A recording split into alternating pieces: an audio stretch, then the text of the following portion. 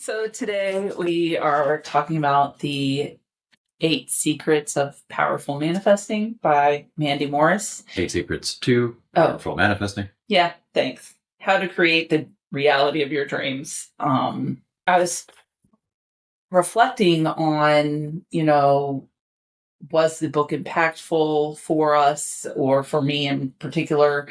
And I think that mostly it reinvigorated me towards wanting to manifest. Sure. But since the book itself didn't have meditations like and exercises built in, right? They're there. You just have to take the extra step of like going to our website to look them up or download them. And let's be real, I'm not that person.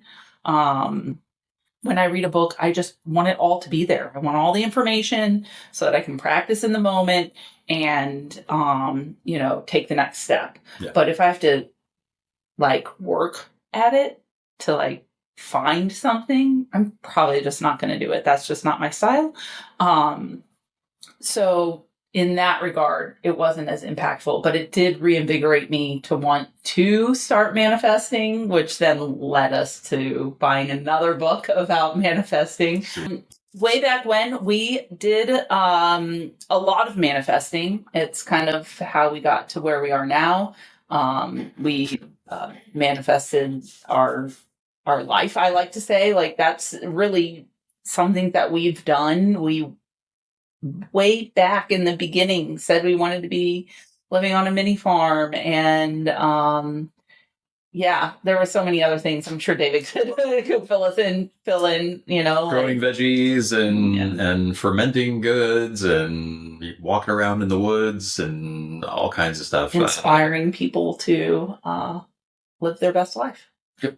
Yeah. And 10 years later, we were there essentially. So we have a 12 acres out in the middle of nowhere. We've got rolling hills and cedars and a little pond and beautiful barn and all of this. Our neighbors are incredible human beings and so kind and so helpful. Yeah.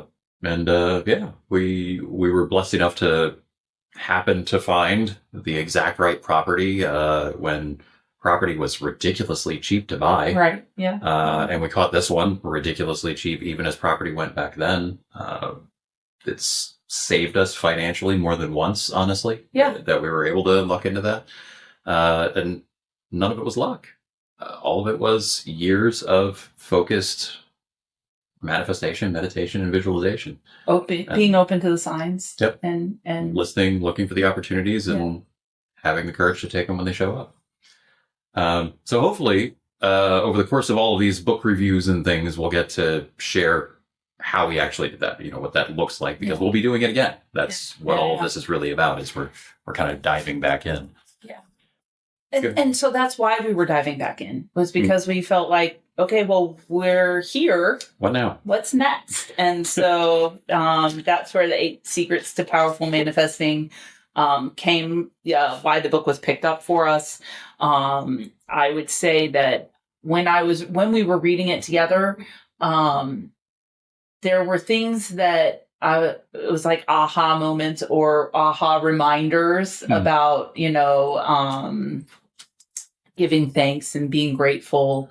And if you have fear, then that will, kind of stifle your manifesting. And so there's a big importance to look and unwind and untangle your past a little bit, so you can be open to manifesting.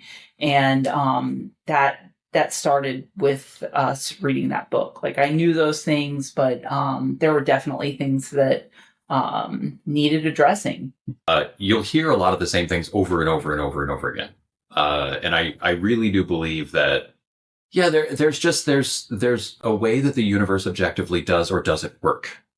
Right. And we don't have all of the details on how that works. We don't understand the science behind all of it. We don't, and there's a lot more unknown than known, but the consistency of the outcomes, the consistency of the results from the consistent inputs kind of proves it. And the difference, I think, is it only works if it makes sense to you and if you buy into it. And for it to make sense to you and for you to buy into it, you have to hear it the right way. Yeah. And so, what any of the great, self-improvement experts have to say, it's not usually dramatically different. If you read one book to the next, you'll notice that they focus more on, this one, for instance, focuses very heavily on unwinding emotional trauma and sort of how the emotions of your past and how the expectations put on you by other people can be essentially stifling your ability to clearly project what you even want in the first place. And so there's a lot of emphasis on that. But ultimately the system, it's the same one that, anyone teaches, really. It's the same stuff Oprah was talking about, 20 years ago. Release negativity and, be aware, right? Yourself in a positive vibration and focus on, but if you don't hear it the right way, it's not going to resonate with you in the way that you need it to in order to make it a thing in your life. So this is all about exploring as many different ways of looking at this as humanly possible to find the ones that resonate for you. Because it's worth knowing, because it's the operating manual to the universe, basically. Yeah. So. Cool. If you are scientifically minded and you need to understand the why behind things, this may be not the book for you. I think it's a little bit more, it does delve a little bit into the psychology of things because she is a psychologist who wrote the book. But it's not science heavy.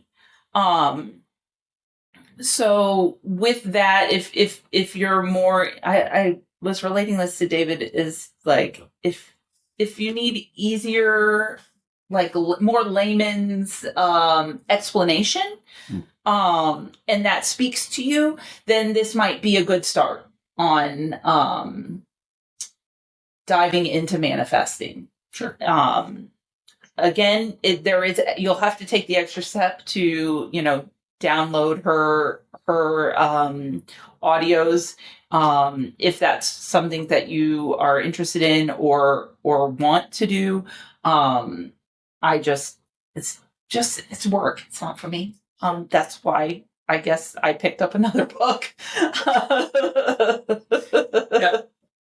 The other thing that I should say that I feel like bears some warning. If you're very much not about the Judeo-Christian worldview, if that terminology and perspective offends or upsets you at all, probably this is not for you. It does lean heavily into the references to God and angels and things like this. I believe there's some value in just about any religion. And there is potential harm to be done by just about any religion. It's a tool, and how you use it is what's important. So to me, it doesn't matter what you believe. I care what your beliefs cause you to do. Mm-hmm. How do you behave? How do you treat other people? How do you interact with the world around you? And how do you treat yourself? Then, if all of those things are in good ways, then I think your religion is a good thing for you and you should keep it up. So I don't mind when somebody leans into the, God and Jesus and all of this stuff. I don't throw a whole bunch of weight behind that or feel like that means that I have to ascribe to those specific beliefs in order to use those principles or that system. Because I personally believe that any religion is our human way of trying to make sense of the divine. If you're able to get over the terminology or you lean into that worldview already, this is actually going to be a really comfortable read for you, probably, because it is, in a lot of ways, it's like a cup of chicken soup and a warm blanket, especially if you've been through emotional trauma. Yeah, that part is definitely helpful. It's a good workbook for that. I agree. Yeah. We are blessed in this world with many teachers. If we can take any lessons from them, that will help us be better people. So we will review The All or Nothing Marriage next. That is Eli J. Finkel. That's going to be fun to talk about. It is in a lot of ways the opposite of this. All right. Well, thanks for hanging out. And yeah, we'll be back with our next review tomorrow, next week. Yeah. Sometime. Whenever David gets it edited and posted. Whenever I get it edited and posted. You can count on it. And then we are, as she mentioned, going to be jumping back into the answer after this as like a daily read. So my recommendation would be, if you want to join us for that, we're kind of doing a little book club thing of sorts. So please go pick up the book. We'll put a link to purchase it on Amazon or wherever is a good place. Sure. Yeah. She'll do that. Anyway, so pick up the book if you want to join us for our book club. Yes, that'll start in January. Yes, so starting in January, we're going to be, you go ahead and read the next chapter each day. We're going to be uploading a video each day with our kind of decompression, our thoughts on that day's chapter. Because that's what we do. We made it a priority in 2024 to spend more time reading together, and I think it's been a success.